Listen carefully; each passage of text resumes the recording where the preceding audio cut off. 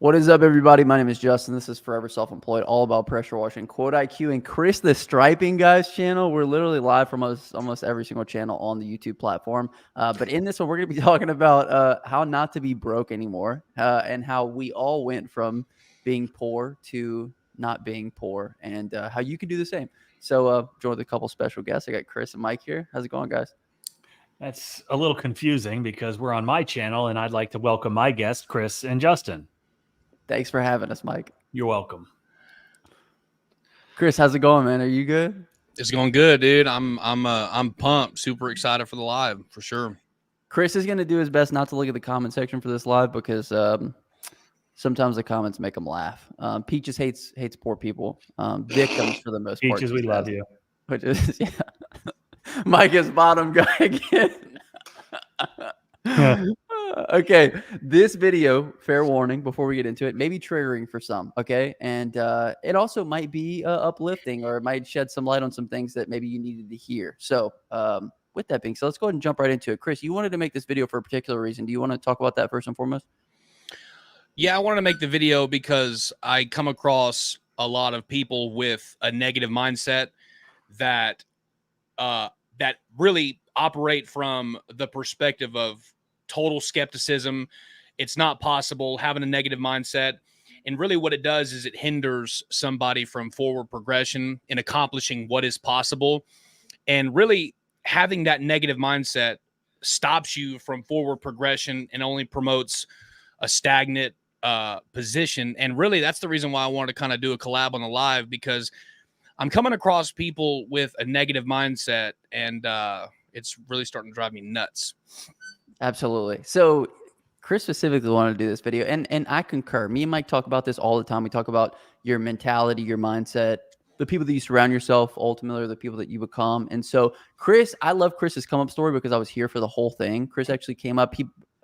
Not even that long ago, Chris was going through the woods for like $14 an hour. And now Chris is making multiple six figures in his business. So maybe, Chris, let's start with you first and foremost. What do you think was the biggest shift that had to happen within yourself for you to become not only more valuable, but also be able to make a lot more money than what you were previously making? Man, I would say the biggest shift is just letting go of the paycheck mentality.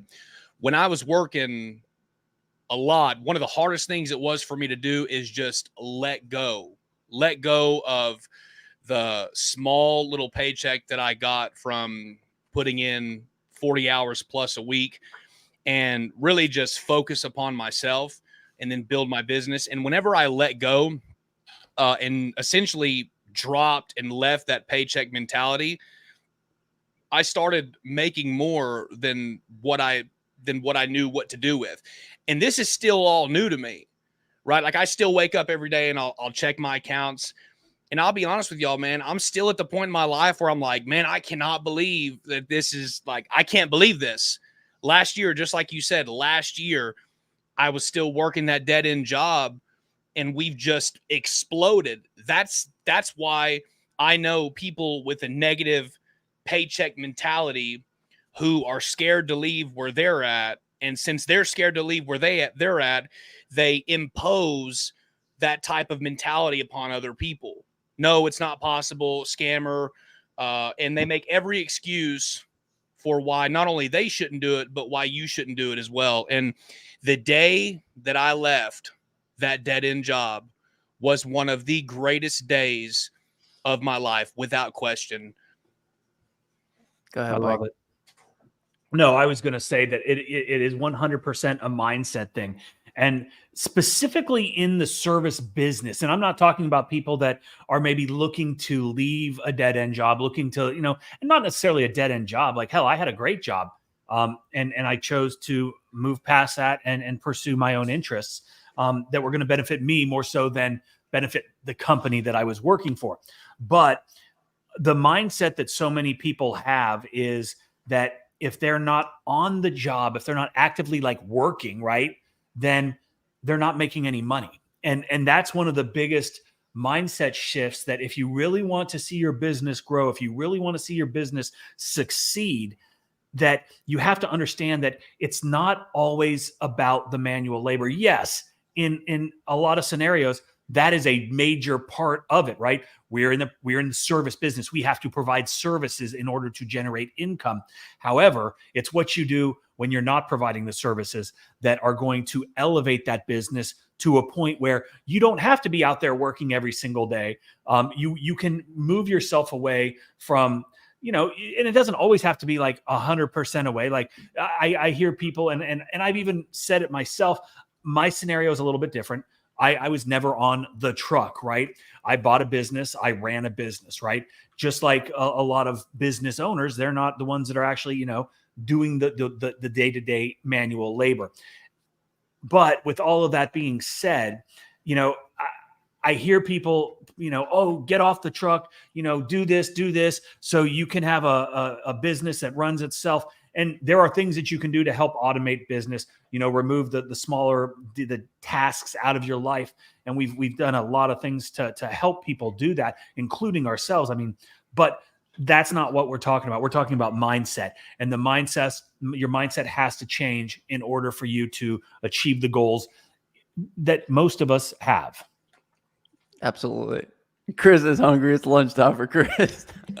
Okay. One thing that I think that we've all seen is that our income is able to scale with the amount that we invest in ourselves and our own learning. And that's something that each one of us has seen. I've, done coaching calls with Mike. We've paid for program. We actually paid for one program that was $30,000. Like, we've invested so much into ourselves. And that's when we see how much greater we can become with regards to our reach, with regards to all the things we do on a day-to-day basis. And it's particularly from one of the things that Jack mentioned in the comment section. He wants beard advice from Chris. It wasn't that one. All limitations are self-imposed, and I completely agree. And when you surround yourself with people that have a higher ceiling than you, then the cap comes off in a way. And so that's what we try to provide for others now, because we're able to take the cap off of the ceiling for a lot of people, and they can see what we're able to do, and then in turn, they're like, I can also do the same. And that's why we've put ourselves, and we continue to put ourselves around people that are doing bigger and better things than us. So that way we can continue to take our own ceiling off. Because if all limitations are self-imposed, then what's our ceiling? We don't have one, right? It's only what we tell ourselves. And so I think that's a huge thing. Wouldn't you guys say so? 100%. And what I've found personally, and Justin, you can attest to this, because I was very resistant to a lot of these things that we have invested in. It comes to ego, right? And ego is one of the biggest obstacles that are in our lives. Whether you're a cocky, arrogant, egotistical person or not, you could be the most humble human in the world and out there grinding away every single day, yet your ego prevents you from understanding, or at least seeing, that you don't know everything. There are better ways to do things. There are people that have been there, that have done that, have figured things out, and can help you get to where you want to be, or help you get to where they want to be. You need to be able to set ego aside and say, I don't know it all, and I need help. And that was one of the biggest things that I struggled with. Like, writing a $30,000 check for education, that's not like that's like, hey, here's $30,000. I'm putting my trust in the fact that I believe in you, and I believe that you can give me the things that I need in order to get to where I want to be, to get to where you are. Because the people that we're paying, they're way up here, and they figured things out. So ego is the thing that kept me back for so long, because I was just unwilling to invest in the things that I needed to be investing in to get better and further along faster than I was. It really seems like one of the biggest pieces that guys don't mind investing in is the equipment, right? Because it's tangible. We can put our hands on it. We can see it. We can tinker with it, the whole thing. But the thing is like, let's say we put $30,000 into our equipment. Yeah, we're ready for a big hospital job, but we didn't put $30,000 into our marketing. We didn't put $30,000 into our education. We don't have $30,000 worth of systems. All we have is a $30,000 piece of equipment. It'd be like getting a Lambo in the driveway and then taking it to a racetrack and saying, I'm ready to roll. Well, you don't have anything. You don't even know how to race. You know what I mean? So that's one of the biggest pieces we try to instill in guys is let the customer pay for the equipment. Let's get the education first and foremost, and put a lot of money into our marketing so we can start acquiring these customers. Wouldn't you guys say so? 100%. Yeah. And, Justin and I talk about this all the time. The equipment factor, we're doing these one-on-one trainings where we've got, 4 to 5 guys that are in these small groups with us, where we're, diving into their businesses to help them grow, to push them as far as we can push them, to hold them accountable. And what we have seen is there are basically two schools. There are the guys that it's like equipment, right? And you need good equipment. You don't have to start with good equipment. Good equipment is going to make you better. It's going to make you more efficient, more proficient, more profitable, all those things, right? But the guys that say, I understand the equipment is important, but equally, if not more so, is the marketing side, the customer acquisition side, because the equipment's easy. You can go write a check and buy that. This piece is so much more difficult because, like Justin said, it's not a tangible, real thing that you can grasp onto. These are ideas, these are thoughts, these are strategies, these are things that you probably haven't had experience with. Sure, you can start a motor and you can pull a trigger, but do you understand how SEO works? Do you understand what moves the needle as far as copy on your advertisement? These are the marketing things where real time and real energy and real investment should be made, because if you don't do that, you will never be able to move that equipment from where it sits, because you don't have the customers. Customers first, equipment second. That's what I believe. Absolutely. Jack had another really good comment. The only worthwhile investment we ever make is investment we make in ourselves. The beautiful thing about, a lot of this coaching, a lot of this training, you guys see it on the channel all the time. We'll have guys say, I'm in XYZ industry outside of pressure washing, outside of parking lot striping, and this is all applicable. And that's the case. So it's like, hey, let's lay the foundation with regards to our knowledge, and then we can implement it wherever we go. And so that way, when we start adding on other service businesses and we try to become more valuable, it's all ready to go. So Chris, for example, has recently added on seal coating as a service. Started with parking lot striping. Now we have seal coating, and he's trying to build a pressure washing route. So Chris, you can attest to it, right? Like, all of the same marketing principles are in play, all the same ways that we approach the customer, the positioning, everything, right? Yeah, they're all interchangeably working in tandem. They're side by side. Whether you're selling parking lot striping, pressure washing, seal coating, concrete, asphalt, whatever the case may be. Man, I'm telling you what, when I first added parking lot striping, I wasn't too proficient in selling. I was able to get customers. I utilized innovation in order to, get jobs. But man, I would say going into my second year, I learned how to sell. And selling is an intangible skill set that, once you have acquired the knowledge that enables you to sell and go out and produce results, you have that skill set that's readily available to you in your tool belt. Okay, so it's like, if you need a pipe wrench, this is what it's like whenever people are lacking education, right? Someone who's out there and they're on the fence about a training, a coaching, a mentorship, whatever the case may be. And you have a tool set, you have a tool bag, tool belt, whatever the case may be. And you have to take off this pipe fitting, and a crescent wrench isn't going to do it. And a lot of people are operating with a crescent wrench, trying to disconnect something that a pipe wrench should be used for. Okay, so think about that for a second. People are operating from the perspective of trying to use a subpar tool to accomplish magnificent results. Okay, so if you're not willing to invest in yourself in order to further your education, to go out and produce $100,000 for that year, if you're not willing to invest in yourself, in the skill set to be able to make you to go out and produce those results, then how can you ask a customer to sign a $100K contract? And so that's why the acquisition of knowledge and being able to sell in order to further develop your skill set, to run your website, to run your SEO, like Mike was saying, the marketing aspect, customer acquisition, all those things are important. And that's your tool bag. And a lot of people are operating having a tool bag, but no tools at their disposal, i.e., when you don't have the tools, you can't get the job done. I completely agree.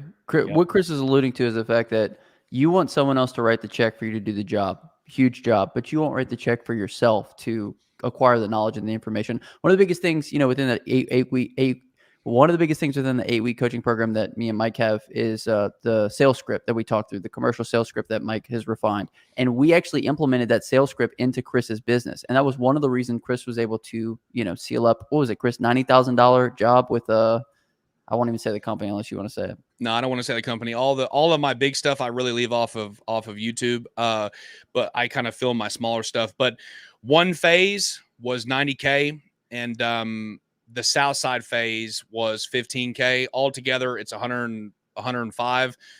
And then, but we're going to service their property multiple times throughout the year. So it's a massive diesel complex, multi-phase project. So not only did we acquire that customer, but now we have satisfied them to the point where they have become a very critical key piece of value in our company. So now there is multiple aspects of this property that we're going to service all year. I could literally just serve this customer and then goof off for the rest of the year. Like, no joke. If I wanted to, I could just have this one customer, make sure that this customer's happy, and then goof off for the rest of the year. That's how good this customer is. And it's because of investing in training, investing in a skill set. Once you acquire the skill set, man, nobody can take that away from you. Absolutely. No, there was a lot of layers to what Chris was going through with regards to pricing, like him asking for big numbers, him feeling like he deserved the big numbers, getting away from like his mindset of, this is what I deserve. So there was a lot of pieces that we had to work through. We recorded some of his interactions with people as he was walking through selling them. So, having somebody who's been selling large amounts of jobs, it takes the lid off, right? No longer is a 6-figure job like too big for Chris because, go ahead, Chris. Dude, I walked up on that property, dude, and told them people before I even sent the estimate, I could care less if y'all give me this job. Like, no joke. Of course, I was bluffing. I had a poker face on, but I walked right up to that job and I was like, look, I could care less if you guys give me the job. That needs to be fixed immediately. And y'all, the story, that other contractor tried to play me and price shot me. And they said, we don't care if he's more expensive than everybody else. We're going to pick him. And so it's exactly what you told me to go out there and do and execute. And it landed us the biggest customer that we've got so far. And why would that happen? Because of positioning, because of asking the right questions, because he put himself in the right situation. So first and foremost, before we even get to the point where we can bid on 6-figure jobs, we need to get the marketing piece down. And you can have, a ton of equipment, $50,000 in equipment, but if you don't know how to get in front of the right customers, that's the biggest piece. Wouldn't you say so, Mike? Yeah, 100%. I mean, the knowledge and setting yourself up to get in front of the right people is like I just said. I mean, if you can't put yourself in the position to acquire customers, then what's the point of any of this, right? That's it. Okay, sweet. So I'm gonna bring in some comments. We had a couple good ones. Real Matthew says, I started my business probably 2 months ago, and now I haven't really had a steady income. I've only gotten 2 or 3 jobs, and I'll admit I've been lazy. But how do you overcome that and get consistent clients? Stop being lazy. Oh, wait, say it again, Mike. Stop being lazy, right? Like identifying the issue is the biggest, hurdle. If you know you're lazy, you started your new business 2 months ago and you don't have steady income, then you've identified that you're lazy. That's an easy fix. Get off your ass, get off YouTube, and go out there and do the things that we talk about all the time. There are specific things that you can do every single day that will get customers' eyeballs on your business, that will get that phone ringing. You've got a phone in your hand that if you use this properly, you probably got, I don't know how many contacts you've got in your phone, but every single one of those people might potentially be a customer, and they probably know somebody that could use whatever service it is that you're trying to provide. So start there and then, move on. But like, there is a plethora of knowledge and information for free, right here on all of our channels, and, utilize that, but stop being lazy. Absolutely. Chris, you want to weigh in before I go? Yeah, 100%. Starting your business 2 months ago, and not having a steady stream of income, then you should, man, you've got a lot of work to do. And let me say this, dude, as a man, it's your responsibility to get up and go produce. I tell people this all the time. There is no excuse for a man to sit around and be lazy whatsoever. As a man, it's your responsibility to get up and go produce. And I'm not being mean or nothing. It's just, you wouldn't want me to tell you, yeah, everything's okay. And so what you got to do, man, I'll tell you what, the mentality that I have, dude, I'm like a lion, bro. I wake up every single day and I got a pack of cubs behind me and a mama lion, dude. And I'm a lion, and I wake up every single day with the intention of snapping a gazelle's neck.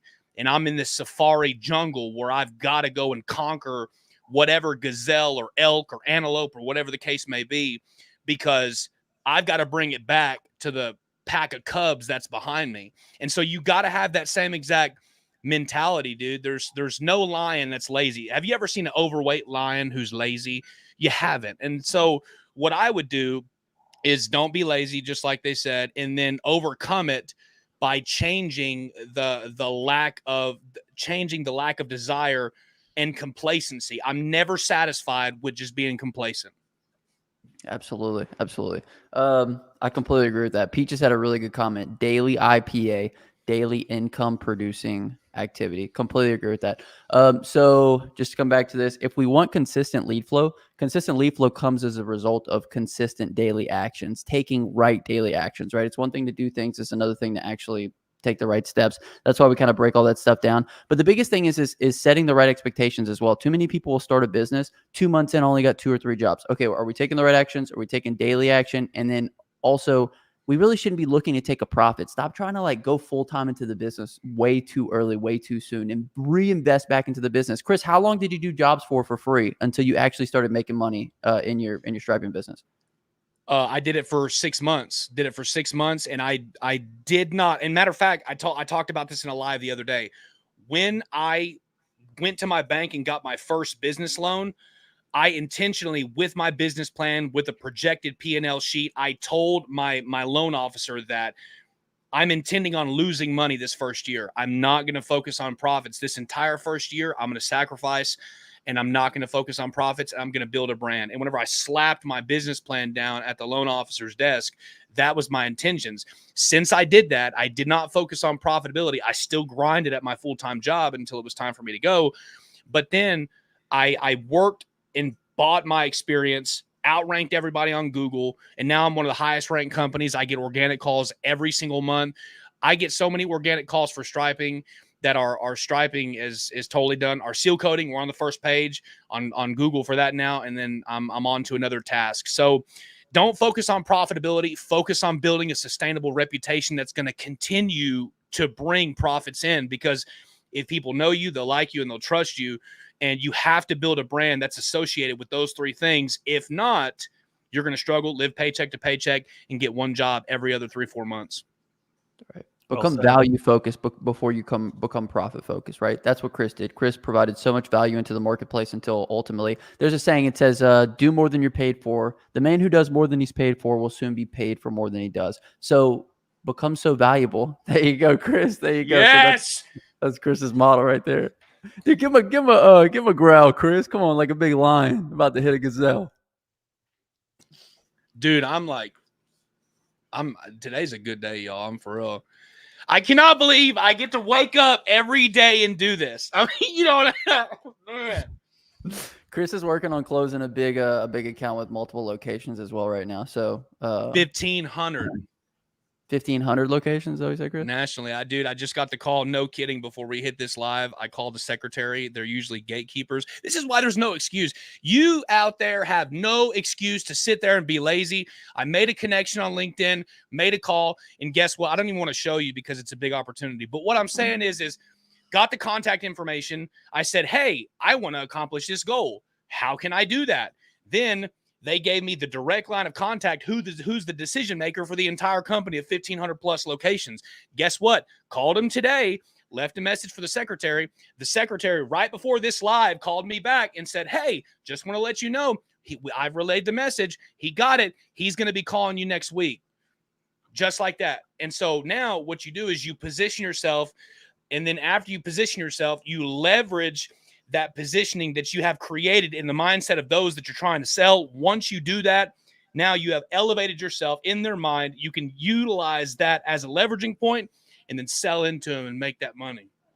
Chris gets real excited, which we love. The biggest thing is we talked about this before. One of the biggest differentiating factors between those who are successful and those who are not are the people that build up momentum for themselves, right? Taking consistent daily action in the right direction of whatever your desired result is. And over time, building up the wins, building up the wins, building up the wins until you get to the point where you're on the phone with somebody who could give you a national account. And you got so much confidence because you've built up so many wins and you've talked to so many different people and you've closed the 6-figure jobs to where it's not even a big deal anymore. And that's what we're talking about here, guys. We're talking about investing so much into yourself that you become so valuable. And then everybody sees it. And then, the result of that is making more money, getting bigger connections, getting national accounts. And so, it's kind of a whirlwind. You know what I mean? You just got to be able to push that ball down the hill and get that momentum going. And then everything kind of feeds it. Wouldn't you say so, Mike? Yeah. And I love to see Chris's enthusiasm and excitement. I wish I still had that fire. I don't get excited like that anymore. But it's awesome. But the whole lion, that whole story and that mentality is critical for anybody that is sitting there and they're not happy with where they're at, right? There's a saying that I've been using for, I don't even know how long, probably 15 or 20 years, because, I'm a sales guy. I've been in sales since I graduated from college. And I mean, that's what I'm a sales and marketing person. Those are my passions. That's what I'm good at. And I've always said, you eat what you kill. And what that means in the wilderness, obviously, is, you're going to die if you don't get out there and get after it. And in life, in business, in providing for your family and your children and the legacy that you're going to leave, right? It's what you do today that is going to put food on the plate. And the food on the plate is a metaphor for how successful you're going to be, right? So get out there every single day and go kill it, right? And that's just how I live in every aspect. And what did Peaches say? Something about the daily thing, right? You have to hold yourself accountable every single day, because we will become lazy. We will become complacent. If somebody, or if you don't have somebody that's right along your side, pushing you and holding you accountable, then you're just going to stay where you're at. And most people don't want to stay where they're at. And if they do, that's great. That's fine. You're in the wrong place, because we're going to be pushing people to push themselves. And that's why we're all such good friends, is because every single day we bring it and we count on each other to continue to bring it. We all keep leveling each other up. So when you surround yourself with people that have a high standard, you then rise to the level of the standard of the people that you're surrounding yourself with. So that's why we always tell you guys to take notice of the people that are around you. Like, what are they doing? What are they going after? What kind of goals are they setting? What kind of money do they want to make every year? What are they building, right? Because if you look around and you don't really see anybody doing too much, it's like, okay, let's find a different room. Let's find a different circle. And that's why we put together these coaching programs in these groups. Somebody asked, how could they find the group? It'll be linked up in the comment section description. Either, we all do coaching. So we'll have some links down there as well. I do like what Jack said. Jack said, Chris, close it first and then tell us about it. I love that. Just because, like, how many times have we seen, like, we get real excited over, like, some big possibilities and then it just kind of tanks out. Oh my God. That's the fucking worst, is when you like, and Peaches, somebody had said something about another channel, a pressure washing channel. And I hear, and I don't watch a lot of content. Like, I'm aware of who that guy is. But I don't watch it because there's no value for me, right? Like, walking around and knocking on people's doors and doing shit for free. Like, that's not my gig. I don't promote that. I don't suggest doing it. Like, working for free is for chumps and cucks. And that's just not who I am. But I think I don't even remember where I was going. Don't do free work. Mike actually hates when people do free work. Oh my God. Yeah, it's funny. But yeah, don't count the chickens before they hatch. Oh, that's what it was. All these people are always like, yeah, I just quoted this $30,000. I did this. I quoted this. And it's like, I quote $1 million in commercial stuff a month. And you know what I count on? Nothing, except when I get the thumbs up and the contract, right? Because there's 10 other guys out there that are probably quoting the same jobs. And they are all thinking that they're going to get them too. And so, and there are so many variables that come into play, but like, yeah, please don't ever talk about the big quotes that you gave, because quotes don't cash, right? Checks cash, quotes don't. So. Dang, that was good. That was good. Checks cash, not quotes. I love that. And then Jack, of course, don't waste energy on talking about it. Use the energy to close. Completely agree. Use the energy to follow up. Use the energy to put things in place till we make sure we do it. The biggest thing is like, guys, just like Mike said, he does $1 million in quotes every single month for a commercial. Like, nothing gives him the googly eyes. Even when he did the $3 million quote for 3.4 million. Let's not leave off the 400 grand, because that's huge.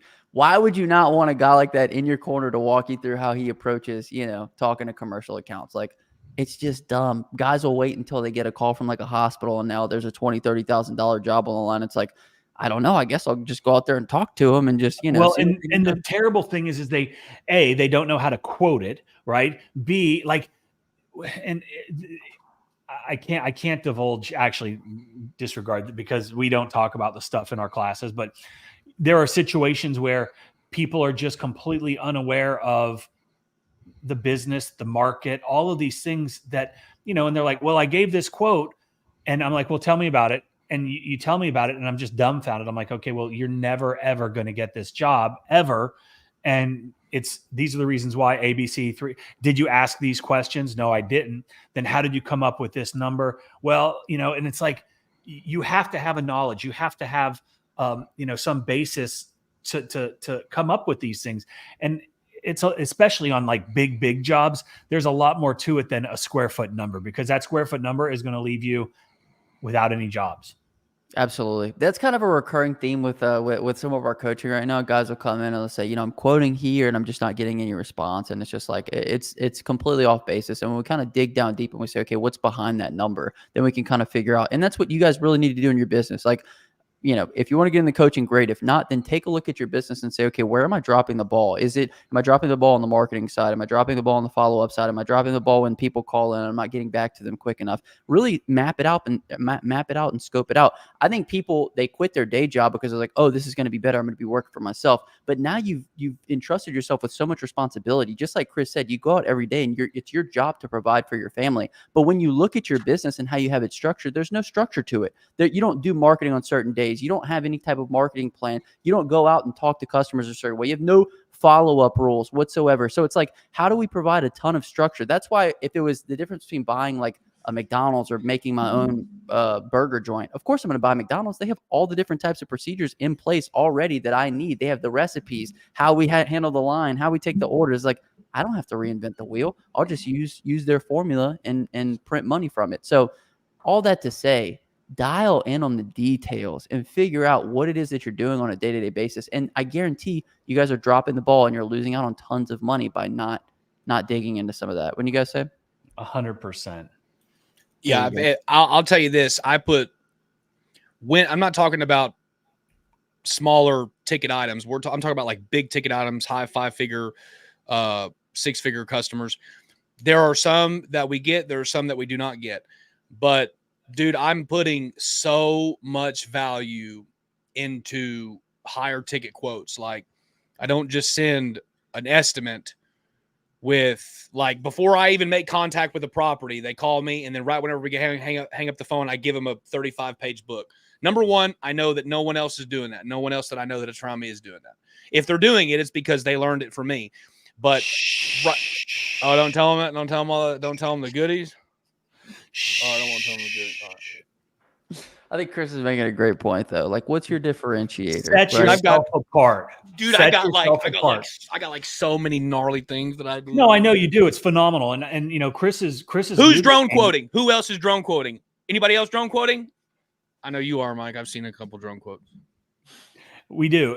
And those are all things that are great topics for other places. Yeah. All right. Well, sorry about that. Yeah.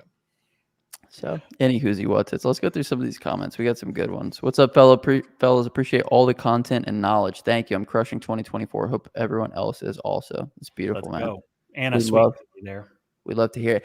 And speaking of, okay, so let's talk about our board perp 011. Okay, so you're crushing it, right? This is a big point that a lot of people get to. You're crushing it probably as a one-man show, if I had to guess. I don't know if perp has any employees, but this is a point where Chris is getting to right now. Chris has a couple of employees, most of them kind of part-time, right, Chris? And now Chris is kind of trying to take that leap from how do I delegate all the day-to-day tasks that I was doing and take myself off of the job, and then that way I'm just managing employees, focusing on the marketing, focusing on closing big deals. So Chris, since you're in that, Mike obviously established his business with that. That's the biggest jump for guys right there. So maybe we can kind of talk through some of that stuff as well, kind of the things you're kind of learning. You know what I mean?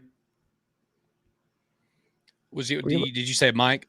Were you listening, Chris? No. No, So I was no. listening, but then you said Mike. I thought you were segueing for Mike to talk. No, I'm just saying Mike's been doing this since the beginning of his business. But Yep. for you right now, you're at the point where you've kind of maxed out where you want to be with regards to the work output. So now 100%. it's like, how do we delegate this to employees and you become more of a manager role and a closer?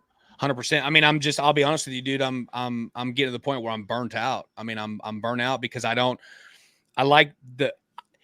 get the thrill, as he said, the thrill of the kill. I get the thrill of the kill by performing this role, by making calls, by sending emails, by utilizing differentiating factors in order to get the jobs.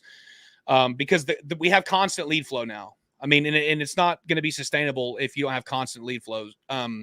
Whether you've been doing it for X amount of years or started last year, it's just so now the constant lead flow is coming in, and my dad does all the work overnights. I don't. Yeah, I do. I go for the gazelle's throw every morning, and I'm looking to snap. But what I do, man, my dad is doing the overnights shifts now. He's working overnight. And man, I went there and went on the job with him, and I was there for probably about 2 hours, and I was just like, man, this sucks. And I left. I mean, I'm getting drained, and I'm looking for my dad to bring him on and him just totally run out in the field as far as the striping. And then I'm thinking that I'm going to run the seal coating, build the seal coating up just like I've done the striping, put somebody with the seal coating, and then build up, some facets of it. I don't want to be too quick and make these decisions too fast, because if I make them too fast and I'm not patient enough, then I could make a mistake that's unintended. And I want to be very, very calculated in my efforts. And so even though I'm getting tired of doing it, I'd rather perform working on it and not necessarily in it.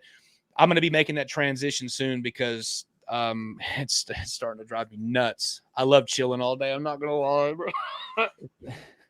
Well, and it's not chilling. You're now being compensated for learning skills. This is what I was talking about earlier.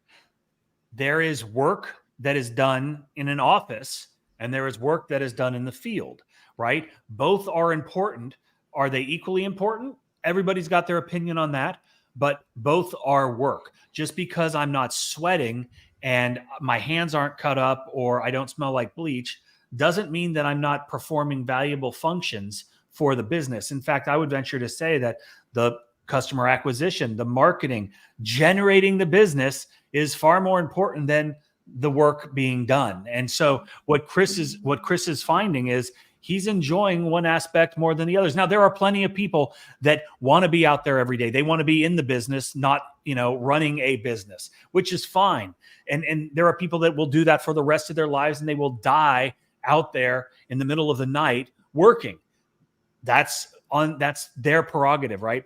We all have different strong suits, and because of that, that's the beauty of the world, and God made us all different. And so, we capitalize on the things that we're good at. One thing that Chris said that was very important, and a lot of people make this mistake, they find a little success and then they try to replicate and get way bigger too fast, and then things start to unravel. Chris understands that he needs to focus on the striping, grow the striping, make the striping stable, have good people in place so that striping business can not only maintain, but can grow. So then he can continue to focus some on this, but then move his focus elsewhere to start, build, nurture, grow, and move on, right? That's what business owners do. And so don't make those jumps. Don't take those steps before you're ready. And even here, you might think you're ready, but even, really, you got to think long and hard. If you leave this business here, what's going to happen to it? Are you so integral in that business that if you remove yourself, it's going to fall apart? And in a lot of cases, that is exactly what's going to happen because you've not laid the groundwork. The foundation isn't solid enough to remove yourself from that business. So just food for thought. Completely agree. If we look at the levels of freedom, right? So Chris went through this whole thing. He was working 9 to 5, right? Said, how do I get another level of freedom? I start my own business. How do I get another level of freedom? I offer other services that'll bring me in more money. Another level of freedom. I bring in other people to do work for me. And then another level of freedom. I manage those workers so that way I can scale. Because at the end of the day, you only have 24 hours. You can only work outside, man, 10, 12 hours a day, like max, if you were like really burning it. But at the end, what we want is we want to continue to climb that freedom ladder to ultimately the point where we're managing. And then if we look at, you're paid in direct correlation to the value you provide. So if we look at doing the job is one value set, but then selling it, managing it, talking to customers, like all of this stuff is relevant. And I would say that, just like you said, Mike, closing a job, have somebody that can close a 6-figure job, is that not a higher skill set than somebody that can paint a parking lot? So it's not so much about like, I don't want to do the work anymore. It's just, you're paid more. And when you're paid more, you get more choices, you get more freedom. And that's ultimately where Chris is at. So we just want to say that because that's the cycle that most of you guys are going to find yourself in. We have a lot of guys that find us and find the channels, and they're in that 9 to 5 right now, and they want to transition into just doing some work full time. But I guarantee once you scale that full time work up, you're going to say, okay, what's my next step? And it's going to be the off the truck managing employees piece. And that's where, we can come in to help with that transition. Right. Yeah. Let's bring in some comments. Let me see what I got. We got a lot here from This is a good live, dude.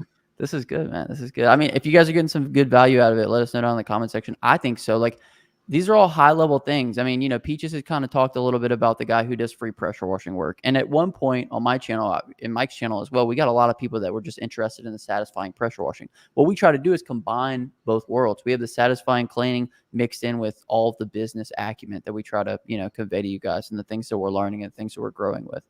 The meat of the week. Okay. The meat of the week is stuffed cabbage. That's what I was looking for. Okay. All right. Let me pull it in, Mike, before you say it. Absolutely phenomenal. I didn't make it. My mother-in-law brought it over. I don't know where she got it, but it was already prepared, and it was absolutely delicious. It's like a ground beef that's stuffed in and seasoned beautifully, stuffed into cabbage, and then it's baked with like some sort of almost sweet red sauce on top of it. Absolutely amazing. I'm a huge fan.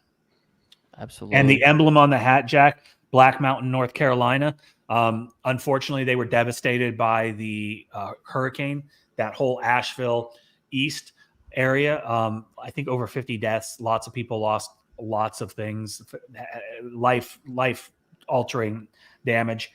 Very sad. But my children all went to summer camp up in Black Mountain. Beautiful area. I love it. And prayers out to all of those people. Only experience talks like that. Well done, Mike. Absolutely. We had a really good comment in here from Moses. Moses says, Jesus, you've just described everything I'm going through. I can't wait until it starts. Moses is going to be in our next 8-week program with us. One thing I do want to shed some light on about Moses's situation is his particular job situation. Okay, this is not picking at Moses at all. You guys might actually find yourself in a similar situation right now. But Moses, when I talked to him, he was really focused on all the jobs that he had lost. He was focused on the big jobs, the big opportunities that he had lost. And so he was really, in his mindset, was all the things that he had lost rather than looking towards all the things that he was trying to acquire. And so that was number one. Number two was he didn't have enough lead flow coming into his business in order to forget about those. I told him Mike has more lead flow coming into his business. Mike couldn't tell you the jobs that he lost yesterday, much less, for the last week or the last month. And ultimately, when you have more lead flow into your business, you then get more choices. You get to choose who you work for, what you charge, and you also get bigger opportunities. Wouldn't you say so, Mike? Yeah, absolutely. And I've known Moses for quite some time, and I'm super excited for him to join us because it's going to have a huge impact on his business. And he's the type of guy that, and this is kind of the whole premise of what we're talking about here. Moses identified that he's got an issue within his business, right? He understands that he doesn't have the knowledge, the experience, or the people around him to solve his problem. So what's he going to do? He knows me, right? And he knows that I provide value. He knows I'm not going to blow smoke up anyone's ass. He knows that I'm going to hold him accountable. And he said, I'm willing to make an investment in myself so I can get to where I want to be. And because he is willing to do that, because he is willing to make that investment in himself, he is going to reap the rewards. Because when you start shelling out money, right, you're going to say, damn, I better get everything that I can out of this. And because of that, you will get something out of it. Not just because we're providing tremendous value and we're going to push you until the brink of you're like, fuck, I just want to quit. You can keep the money, right? We will make you better. And it's people that are willing to invest that are gonna go further. Just like Chris. Chris was nowhere a year ago. And I'm not taking credit for anything just because I was not intimately involved in that. But we have worked together, and I think that we've both grown from knowing each other And it's who you surround yourself with, and that's what's your little saying. Your network is your net worth, Justin. Yeah, something like that. Yeah, absolutely. Yeah, you're the average of the 5 people you spend the most time with. I do want to say one thing, Chris. I know you want to say something. A couple things about Moses. Moses was in a position where he was so uncomfortable with the way things were, and he was so ready for change that he took action, and that's where you need to be. The other thing Mike said is when you pay attention. Okay, so you guys on this live right here, we've given so much value. We've given so many things you can actionably take into your business and start making changes and start making more money. But how many people are going to watch this whole thing all the way through? How many people are going to take notes? How many people are going to actively implement the things that we're talking about here into their business? And you're going to go find better circles and going to diagnose their business and dial into all the things that they need to be doing.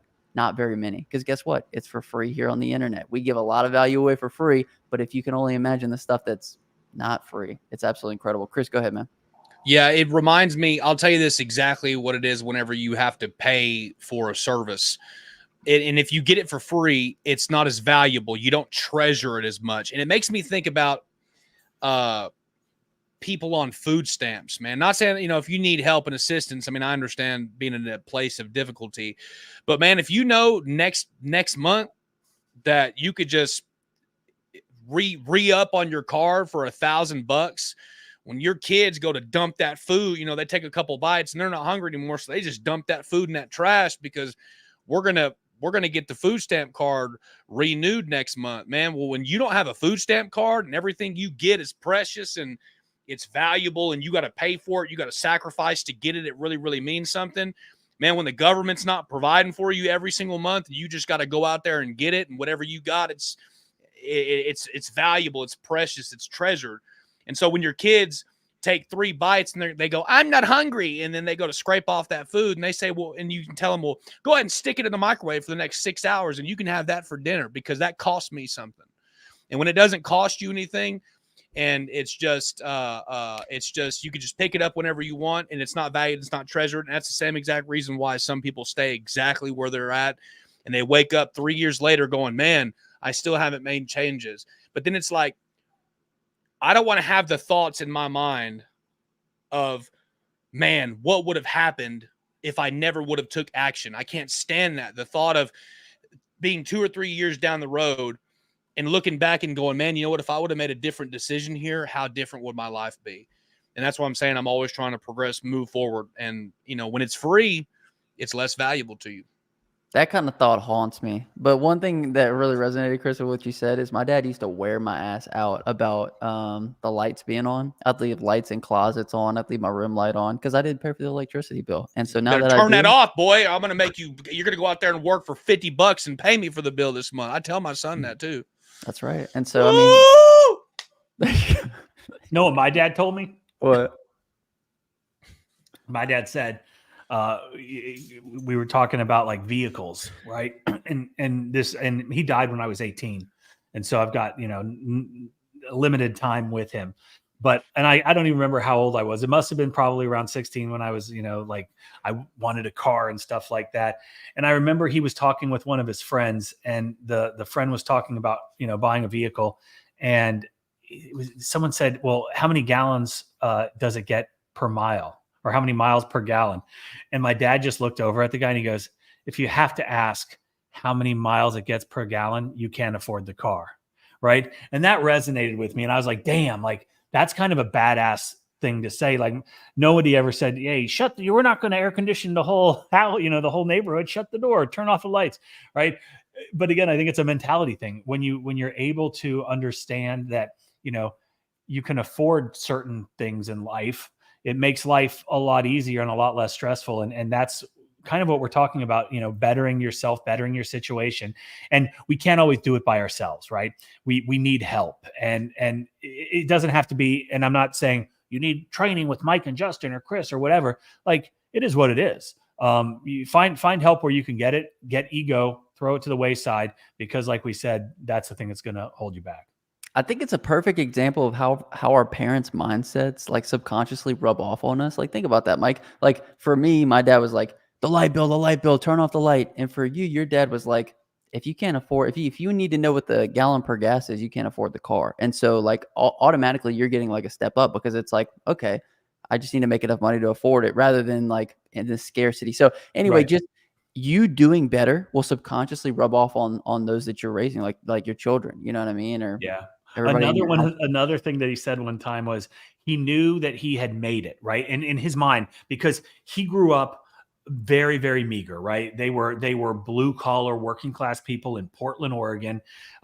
He went to high school. His dad was like a handyman, odd job type of guy, was always bouncing from thing to thing, trying to make his fortune, and never did, right? He always had these great ideas, but nothing ever, materialized. Dad saw this. My dad knew he didn't want to be where his dad was. And so he was like, okay, education is what's going to get me. Well, they didn't have any money to go to college, right? And so my dad went and he worked on the railroad, and he was the guys that were out in the yard connecting the box cars, making sure they were all coupled up and secure, and moving on to the next one. And he had said that he remembered, and so he was working there and going to school at night. At Portland State University, right? He was making enough money during the day so he could pay for his school, because in his mind, and back then, this is a long time ago, that's how you got into the corporate world, and you climbed the corporate ladder and all that bullshit. And so he told me that he remembered the point in his life where he said, I am not going to be stuck here. And he said it was like 2 a.m. in the morning, and it's pouring rain. It's cold. They're out there connecting these rail cars together, and it's just monotonous, labor intensive work. And he looks over, and he said there was like a 65-year-old guy that's just beat up. He's weathered. He looks old and beat down, and he's miserable, comes into work miserable, leaves miserable. He's miserable when he's at work. And he was like, I'm 19 years old, and I'm doing the exact same thing the 65-year-old man is doing every single day for however many years. And he's like, I looked at him and I thought, I will never be that human, right? I will never do that. And that was the motivation that he needed to progress and to continue busting his ass so he could put himself through school. And I'm not by any means saying that you have to go to college, because I don't believe that. And long story short, I remember him saying at one point, he goes, I knew that I had made it. And this is coming from not a broke mindset, from a scarcity mindset. Like, okay, dad doesn't have a job. What are we going to do to make sure that we're able to do the things? He said that when he would go to the grocery store and he didn't have to look at prices, right? He was probably 40 years old when he said that, but that was the point where he felt that he made it. And so I encourage everybody, like, let's think about, what are those limiting factors? What are those things that, like, are we checking our bank account every single day so we doesn't go down below zero? I remember those days. I was there. And that was shitty. That's shitty when your wife calls you from the grocery store and she's like, there's no money in the account, and I'm here with, a child and a bag of groceries. What the fuck? Or the power gets cut out, right? These are all things that we've all experienced, I'm pretty sure. And these are things that we never want to experience. And by doing the things that we need to do every single day, going out there like a fucking lion and killing your food, killing what you eat, that's going to make all of those things go away. But like, I want all of you people in, 10 years to look back and say, I remember when I made it. And it was when I did this, right? I've got many of those moments, and they're awesome. Look, Mike, you can curse on your own channel, but don't you dare curse on mine and Chris's, all right? How fucking dare you? Did I cuss? Yeah, I'm just kidding. Oh yeah, well, fuck off. We actually love cussing, you guys. We for a long time on YouTube we hit it, but now we're bringing up the real us. Chris, don't you dare curse. I don't cuss. I don't cuss at all. It's just a personal preference of mine. You know what I'm saying? Yeah, well, my personal preference. I'd like to bring Moses back in. Jack wants to know if Moses knows anything about the 10 Commandments. So that it's not that Moses, Jack. Thou shalt follow up with your customers seasonally.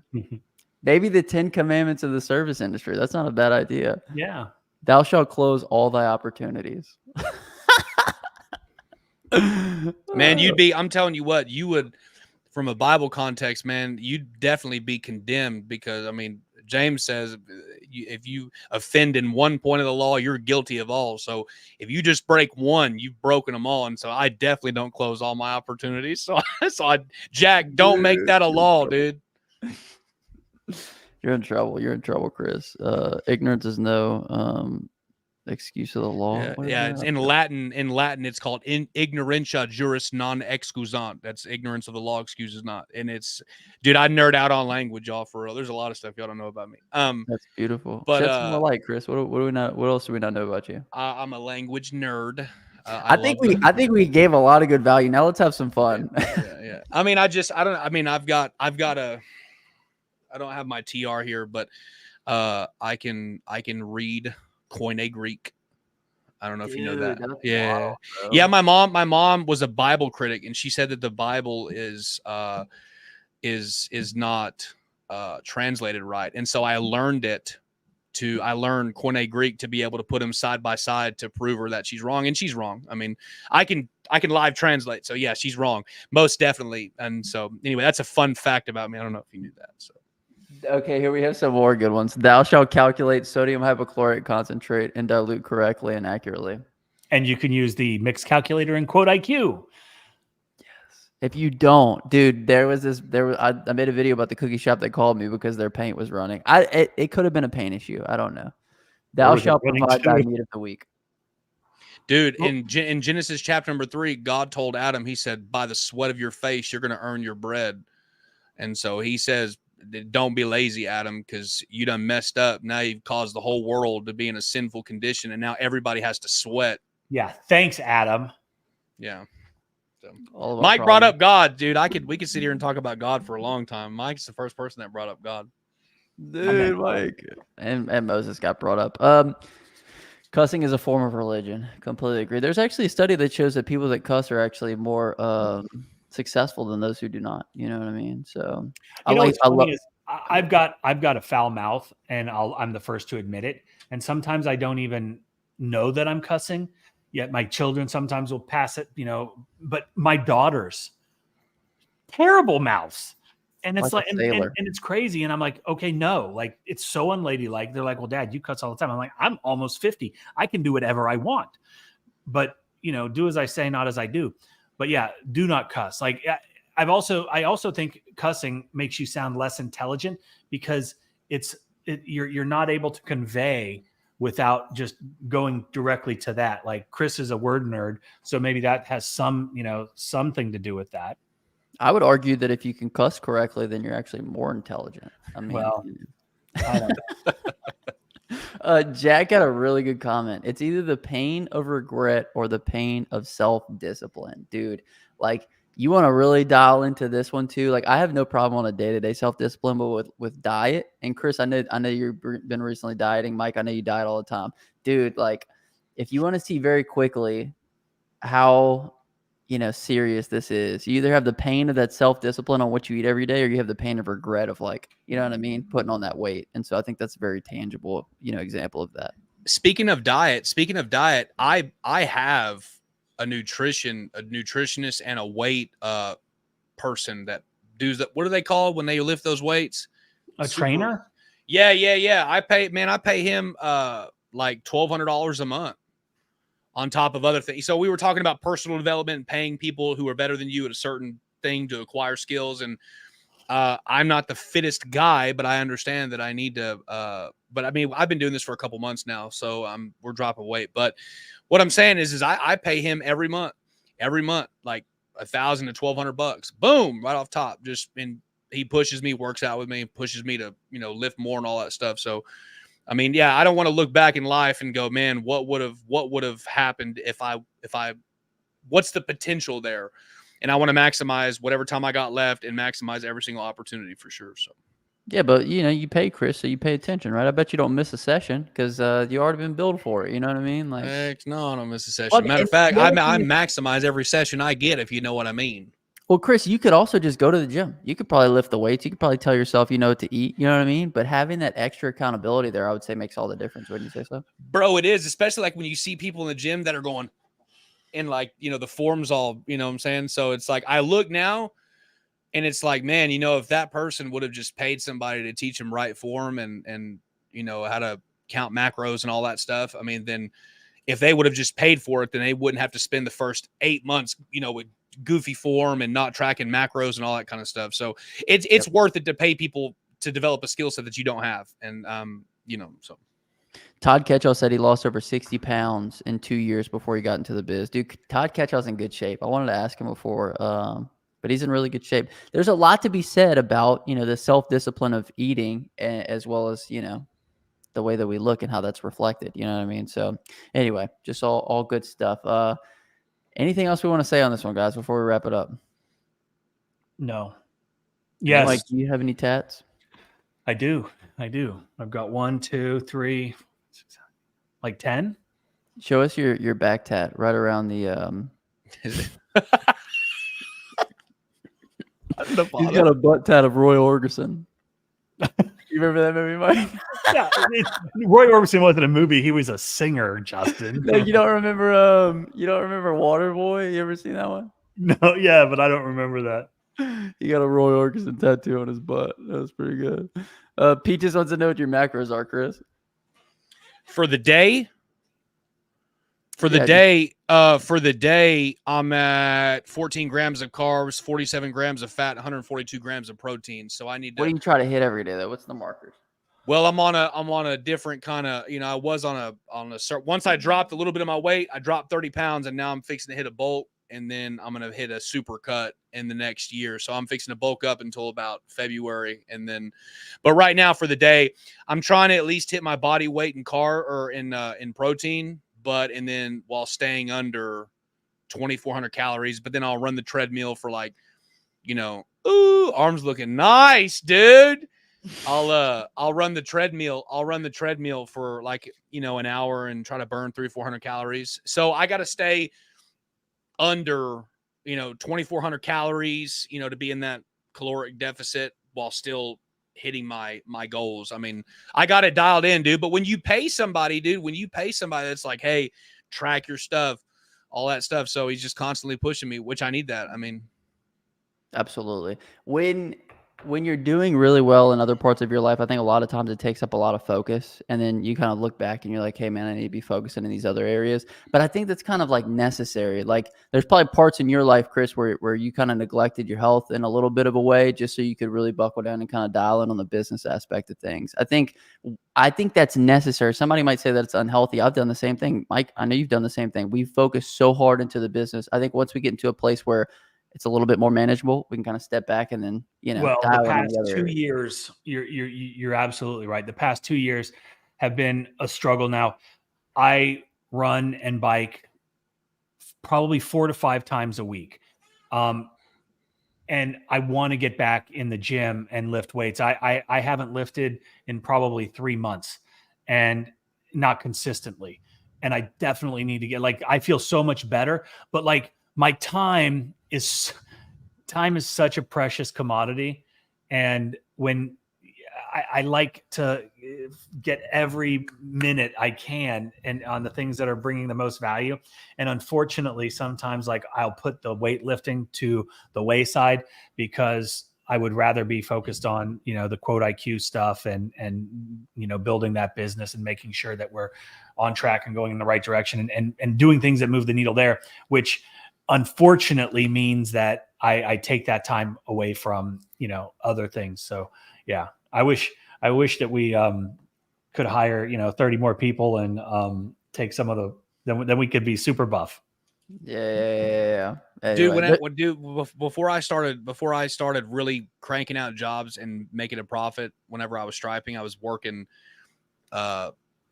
60 plus hours and 3 jobs before I started getting to the point while I'm still building that reputation, self-sustainable, just working 1 day a week type stuff.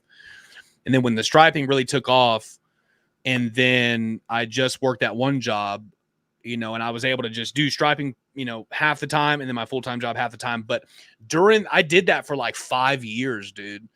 And then for 5 years, you wake up in the morning and you're not tracking anything. So then you're like, oh, I'm just going to stop by McDonald's and get a biscuit. And then before you know it, you're like, oh, I don't really have time to sit down and eat a lunch. So then you eat Taco Bell. And then before you know it, 5 years passes. And then you realize before you start tracking what you eat, dude, I never knew how bad pizza was for you. I never knew you could eat one meal, never paid attention to calories. You could go to Texas Roadhouse or a nice restaurant or whatever, And if you don't eat a certain thing, like, dude, you can blow your entire calorie count for the day off of an appetizer and a meal, and you'll be in a caloric surplus. And you just don't know what you don't know. And it's crazy. And so, yeah, I neglected myself for years, and I'm glad, like, to the point where I can work on my business, and then I have time. I mean, dude, I hit it for like 2 hours a day. But then again, I'm just in this growing phase of my life that I've never been here before. So, okay, we have to read a couple more of these commandments before we leave. Because there's some other good ones. Thou shalt pre-treat organic growth on roofs, but spray and tarp the landscape prior. Thou shalt follow up relentlessly. Thou shalt not work for dwarves. That's true. I think that's the perfect message to end on. a dwarf couldn't go in the temple. He couldn't serve as a Levitical priest, or if he was wounded in the stones. Dude, I don't even know what you're talking about, Chris. Dude, anyways, I nerd out on this stuff, y'all. I think I'm just gonna have to like start like a separate Bible channel for this stuff. Sorry, I'm not trying to crash the live. We have a Bible talk, dude. It could be fun, you know. Anyway, all this to say, go out there and make some money and stop. We say poor. I want to say this before we wrap. We always say poor. We lean on that word. Like there was times in my personal life where I did not have a lot of money, but I was never poor. There was times where Chris didn't have a lot of money, but he was never poor because I still had the mindset, the growth mindset of investing in myself, trying different things, continuing to trying to build that, momentum for myself. And eventually you work your way out of it. Go ahead, Chris. Bro, I was flat poor. I was putting courses on credit cards. I'm just saying, I was been okay. What Chris just said, I was broke. He was poor. He didn't have a dime to his name. And what did he say? He said, I was putting courses on credit cards because he knew that if he invested in the right things, if he educated himself, if he got the knowledge and the experience that he needed from people that knew what they were doing, he would have success. And guess what? He has found success. He took the chance. He invested. He took the risk on himself. Most people don't do that. Most people are pussies. And because of that, they're never going to be successful. They will be broke. They will be poor. They will be putting everything on credit cards for the rest of their life. Don't be that person, right? Don't be that person. Absolutely. And I'm just saying, we talk about poor. The only way you can be poor is if you stay there. You know what I mean? You might be broke for a little while, but I don't know. We always pick on poor, but it's just because like maybe you have a poor mindset. Maybe you got a poor mentality. Maybe you got a poor way about doing business. And really it's all just education. So anyway, if you find yourself in a financial situation right now that is something you don't like, let's take a look at some actions and how we can change some things up. So peaches. Okay. Anything else you want to say before we wrap this one? Can I borrow $20, Mike? Yeah. Not me. Can Premium Fuel only borrow? Justin, you can, but I don't know this guy. Premium $20. Do your dollars thing, Mike. Dollars? Hey, if I give you all my dollars, then I don't have any dollars. Yeah. That's it. Easier to be a victim, says Peaches. Completely agree. All right, sweet. With that being said, what's the word of the day? Chris, you'll pick the word of the day? I wasn't prepared to. Just anything. Macro. Macro. If you made this from the video, comment down below macro, hashtag your role. My name is Justin. It's forever self-employed. Until next time, hustle hard and get that money, baby. Peace.